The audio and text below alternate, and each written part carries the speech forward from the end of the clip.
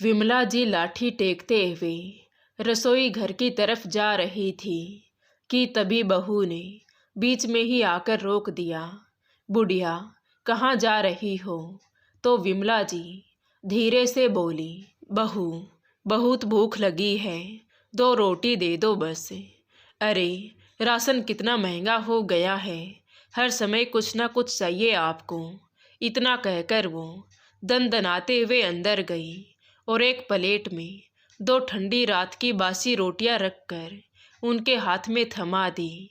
साथ में बिना दूध की काली चाय, बस यही काफ़ी है। विमला जी कुछ नहीं बोली।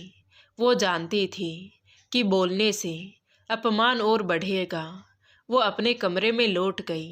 बाहर बच्चे पिज़्ज़ा और बर्गर की बातें कर रहे थे और अंदर एक माँ सूखी रोटी पानी से गला रही थी। विमला जी को कई सालों से मधुमेह की बीमारी थी।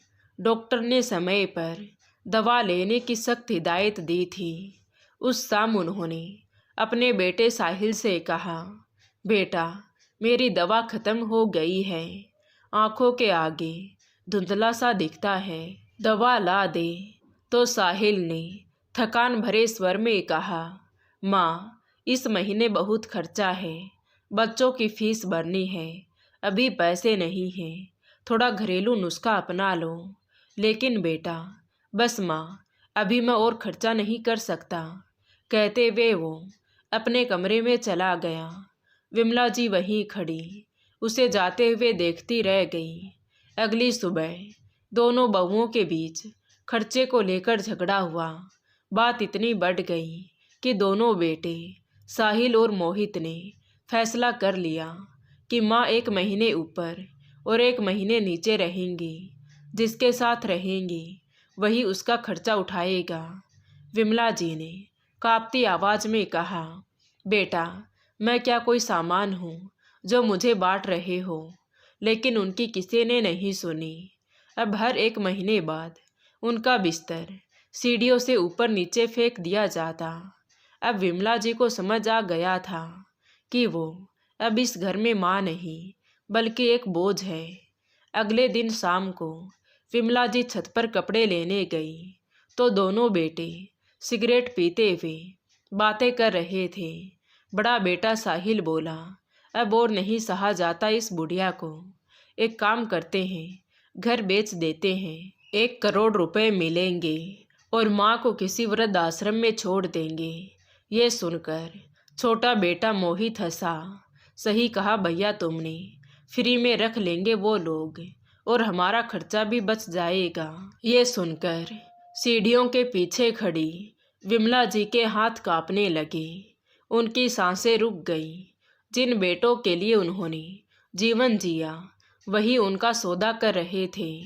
उसी रात उन्होंने अपने पुराने संदूक से एक लाल फाइल निकाली। उसमें असली कागजात थे। उनके पति ने मरते वक्त कहा था कि ज़रूरत पड़े तो ही दिखाना। विमला जी ने आंसू पोंछे और धीरे से कहा, ज़रूरत आ गई है। ये शब्द विमला जी ने धीरे से कहे थे, लेकिन उनके अंदर कुछ बहुत बड़ा बदल चुका था। कई सालों तक अपमान सहने वाली वो माँ उस रात पहली बार शांत थी। कमरे की टिमटिमाती बल्ब की रोशनी में उन्होंने लाल फाइल खोली। अंदर साफ सुथरे कागज रखे थे, असली रजिस्ट्री, वसीयत और वो दस्तावेज जिन पर उनके पति के हस्ताक्षर थे। उन कागजों में साफ लिखा था कि पूरा मकान सिर्फ और सिर्फ विमला जी के नाम है। सुबह घर में सामान्य हलचल थी, लेकिन विमला जी के भीतर एक निर्णय पक्का हो चुका था। उधर साहिल और मोहित अगले दिन प्रॉपर्टी डीलर से मिलने की तैयारी कर रहे थे। उन्हें पूरा विश्वास था कि घर उनके नाम है। उन्होंने कभी असली कागजात देखने की ज़रूरत ही नहीं समझी थी। दोपहर को एक प्रॉपर्टी डीलर घर आया। उसका नाम महेश गुप्ता था। साफ सुथरे कपड़े पहने, हाथ में फाइल लिए वो ड्राइंग रूम में बैठा तो दोनों बउओं ने चाय नाश्ता रखा। तभी साहिल ने कहा, गुप्ता जी, लोकेशन बढ़िया है, 1.5 करोड़ से कम में बात मत कीजिएगा। गुप्ता जी ने घर का मुआयना किया और बोले, कागजात ठीक हों तो सौदा पक्का समझिए। मोहित ने पुरानी फाइल लाकर दिखाई।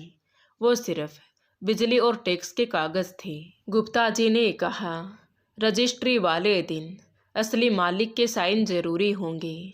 तो साहिल ने हंसते हुए कहा, वो हो जाएगा। विमला जी ये सब अपने कमरे से सुन रही थी। उस रात उन्होंने एक और काम किया। अगली सुबह वो चुपचाप घर से निकली और सीधे एक वकील के ऑफिस पहुंची। उन्होंने फाइल मेज पर रखी। बेटा, इन कागजों को पढ़ो। तो कुछ देर बाद वकील ने गंभीर होकर कहा, माताजी, ये मकान पूरी तरह से आपके नाम है। बिना आपकी अनुमति से कोई इसे बेच नहीं सकता। विमला जी ने शांत स्वर में कहा, अगर मैं खुद बेचना चाहूँ तो आप पूरे अधिकार से बेच सकती हैं। वकील ने बीच में ही बात काटते हुए कहा। विमला जी ने कुछ देर सोचा, फिर बोली, मुझे एक ट्रस्ट से मिलना है। मैं ये घर वृद्धाश्रम के लिए देना चाहती हूँ। जो बच्चे अपने बूढ़े माँ बाप को घर से निकाल देते हैं, उन्हें छत देना चाहती हूँ। वकील कुछ देर उन्हें देखता रहा, फिर बोला, मैं व्यवस्था कर दूंगा। इधर घर में साहिल और मोहित ने लगभग सौदा पक्का कर लिया था। 1.5 करोड़ में बात तय हुई। 10 लाख एडवांस लेने की बात भी हो गई। दोनों भाई खुश थे। दोनों बहुएं तो जैसे सपनों में थी। नए फ्लैट, नई गाड़ी, अलग जिंदगी जिएंगे। 3 दिन बाद रजिस्ट्री की तारीख तय हुई। उसी दिन गुप्ता जी और वकील घर आए। टेबल पर मिठाई रखी थी। 10 लाख का चेक साहिल को दिया गया। तभी गुप्ता जी ने कहा, अब असली मालिक साइन करें। साहिल ने पेन उठाया। तभी पीछे से आवाज आई, रुक जाओ। सबने मुड़कर देखा तो सीढ़ियों से विमला जी उतर रही थी। आज उन्होंने हल्की पीली साड़ी पहनी थी। हाथ में वही लाल फाइल थी। साहिल झुंझलाया, माँ आप अंदर जाइए। विमला जी सीधे मेज तक आई। उन्होंने फाइल खोली और कागज सामने रख दिए। पहले ये पढ़ लीजिए। वकील ने दस्तावेज उठाए और गुप्ता जी की तरफ देखकर बोले, इस संपत्ति की इकलौती मालकिन विमला देवी है।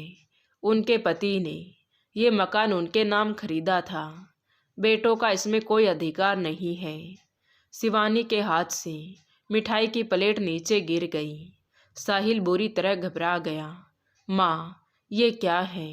विमला जी ने सीधा जवाब दिया, सच्चाई। कुछ क्षण तक कोई कुछ नहीं बोला। फिर साहिल जल्दी से माँ के पास आया और पैरों में झुक गया। माँ, हमें माफ़ कर दो। हम तो मजाक कर रहे थे। छोटा बेटा मोहित भी पीछे से आ गया। हम आपको कहीं नहीं भेजेंगे माँ। विमला जी ने हाथ उठाकर उन्हें रोका। मजाक तब होता है बेटा जब किसी को चोट ना लगे। तुमने तो मुझे बोझ समझा था। मेरे रहते मेरे घर का सौदा किया। उनकी आवाज़ ऊंची नहीं थी, लेकिन हर शब्द साफ था। उन्होंने गुप्ता जी की तरफ देखा। मैं ये घर बेच रही हूँ, लेकिन अपने बेटों को नहीं दूंगी। साहिल ने बीच में ही कहा, क्या मतलब है माँ? तभी वकील ने दूसरी फाइल खोली और बोले, विमला जी ने ये संपत्ति एक रजिस्टर्ड ट्रस्ट को देने का निर्णय लिया है। बिक्री की रकम से यहाँ वृद्धाश्रम बनाया जाएगा। नहीं, मोहित चिल्लाया। तो विमला जी ने दृढ़ स्वर में कहा। उनकी आंखों में अब कोई डर नहीं था। जिस माँ का सौदा उसके बेटे कर सकते हैं, वो माँ अब खुद फैसला करेगी। कमरे में मौजूद हर व्यक्ति समझ चुका था कि आज फैसला बदलने वाला नहीं है। विमला जी ने धीरे से कहा, एक बात और। सबकी नज़रें उनकी ओर उठी। ये घर अब मेरा है और यहाँ कौन रहेगा, इसका निर्णय भी मैं ही करूँगी। विमला जी के इन शब्दों के बाद कमरे में ऐसा सन्नाटा छा गया जैसे किसी ने समय को रोक दिया हो। साहिल और मोहित एक दूसरे को देखने लगे। उन्हें पहली बार समझ आया कि जिस माँ को वो कमज़ोर समझते थे, वही माँ आज सबसे मजबूत खड़ी है। साहिल ने संभालने की कोशिश की। माँ, गुस्से में ऐसा फैसला मत लीजिए, लोग क्या कहेंगे। विमला जी ने शांत स्वर में जवाब दिया। जब तुम मुझे सीढ़ियों पर बैठाकर रखते थे तब लोगों की परवाह नहीं थी तुम्हें। तभी मोहित धीमे से बोला, हमसे गलती हो गई माँ। गलती एक बार होती है बेटा, विमला जी ने बीच में ही कहा। तुमने तो आदत बना ली थी। तभी शिवानी और रचना रोने का नाटक करने लगी। शिवानी बोली, माँ जी, हम आपको माँ मानते हैं। तो विमला जी ने सीधा प्रश्न किया, जब मुझे बुखार था और मैं फर्श पर गिरी थी तब कहाँ थी वो माँ? किसी के पास जवाब नहीं था। तभी वकील ने स्थिति संभालते हुए कहा, मकान की बिक्री की प्रक्रिया शुरू हो चुकी है। ट्रस्ट की तरफ से लोग 1 घंटे में पहुंच जाएंगे। कागज तैयार हैं। साहिल घबरा गया। माँ, हम कहाँ जाएंगे? विमला जी ने पहली बार कठोर स्वर अपनाया। जैसा तुमने मेरे लिए सोचा था वैसा ही सोचो अपने लिए भी। मोहित समझ गया कि माँ ने उनकी बात सुन ली थी। उसका चेहरा उतर गया। विमला जी ने घड़ी की ओर देखा। तुम्हारे पास 1 घंटा है, अपना ज़रूरी सामान समेट लो, इसके बाद ये घर खाली होना चाहिए। माँ, साहिल लगभग चिल्लाया, ये अन्याय है। अन्याय तब था जब तुमने मुझे बांटा था, उन्होंने बिना आवाज़ ऊंची किए कहा। तो छोटी बहू रचना बोली, हम बच्चों को लेकर कहाँ जाएंगे माँ जी? तो विमला जी ने स्पष्ट कहा, जिस तरह तुमने सोचा था कि मैं वृद्ध आश्रम में रह लूँगी, वैसे ही तुम भी कोई जगह ढूंढ लेना। कमरे में घड़ी की टिक टिक सुनाई देने लगी। वकील ने पुलिस को सूचना दे दी थी ताकि किसी तरह का विवाद ना हो। साहिल और मोहित ऊपर नीचे दौड़ने लगे। कपड़े, जरूरी कागज, कुछ सामान जल्दी जल्दी बैग में भरने लगे। दोनों बहुओं के चेहरे से घमंड गायब हो चुका था। विमला जी ड्राइंग रूम की कुर्सी पर बैठी रही। वो किसी से बहस नहीं कर रही थी। उनके चेहरे पर कठोर शांति थी। 1 घंटा पूरा हुआ। बाहर पुलिस की गाड़ी आकर रुकी। 2 सिपाही अंदर आए। माता जी, यही लोग हैं? एक सिपाही ने पूछा। हाँ जी, विमला जी ने संक्षेप में कहा। सामान बाहर ले जाया गया। पड़ोसी इकट्ठे हो गए। फुसफुसाहट शुरू हो गई। मोहित ने आखिरी बार मुड़कर माँ को देखा। एक बार सोच लीजिए। विमला जी ने दरवाजे की तरफ इशारा किया। मैं सोच चुकी हूँ। लोहे का गेट बंद हो गया। कुछ पल तक घर में खामोशी रही। फिर विमला जी ने गहरी सांस ली। तभी वकील ने कहा, माता जी, ट्रस्ट के सदस्य रास्ते में हैं। करीब आधे घंटे बाद एक मिनी बस अंदर आई। बस से बूढ़े माता पिता उतरे। किसी के हाथ में पुराना बैग था, कोई नंगे पांव थे। उनकी आंखों में उत्सुकता थी। ट्रस्ट की संचालिका ममता जी आगे आई। नमस्ते माता जी। विमला जी ने सिर हिलाया। स्वागत है।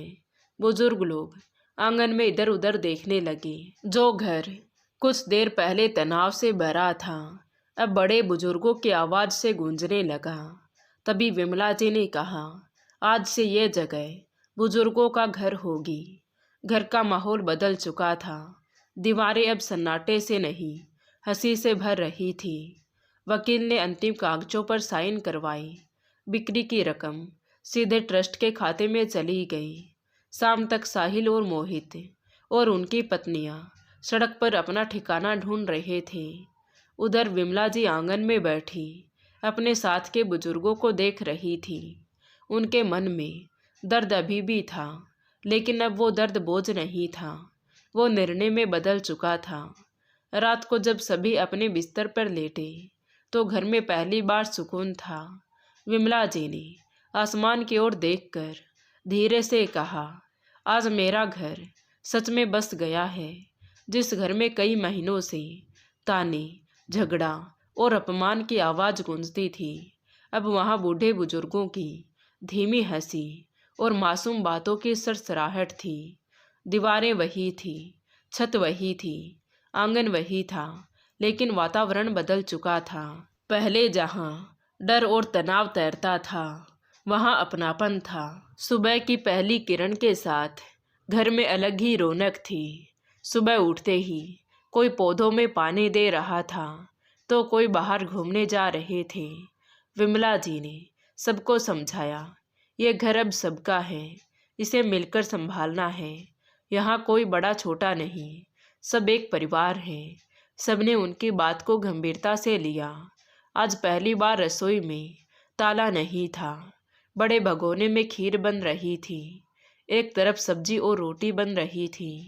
दोपहर तक पूरे मोहल्ले में खबर फैल गई कि विमला जी का घर अब वृद्ध आश्रम बन गया है। कई पड़ोसी मिठाई और कपड़े लेकर आने लगे। कोई चावल की बोरी दे गया। एक पड़ोसी ने कहा, माता जी, आपने जो किया वो हर किसी के बस की बात नहीं है। विमला जी ने विनम्रता से कहा, मैंने कुछ नहीं किया, बस सही समय पर सही फैसला लिया।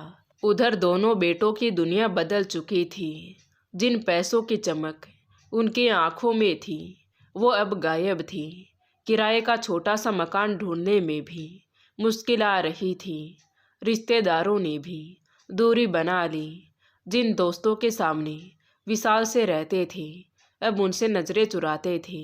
एक दिन साहिल हिम्मत जुटाकर अपनी माँ के पास आया। उसने गेट खटखटाया। चौकीदार ने रोका, किससे मिलना है? तो साहिल ने धीमे से कहा, माँ से। अंदर ये संदेश आया तो विमला जी कुछ देर सोचती रही, फिर बोली, उसे अंदर आने दो। साहिल अंदर आया। आंगन में बूढ़े बुजुर्गों की हंसी गूंज रही थी। उसने चारों तरफ देखा। वो घर जिसे वो अपनी संपत्ति समझता था, अब सच में घर लग रहा था। माँ, उसकी आवाज़ भर्रा गई। विमला जी ने सीधे पूछा, क्यों आए हो? माफ़ी मांगने, उसने कहा तो विमला जी बोली, माफ़ी मांगने से बीता समय लौट आएगा क्या? तो साहिल चुप रहा। उसने सर झुका लिया। मैंने लालच में आंखें बंद कर ली थी माँ।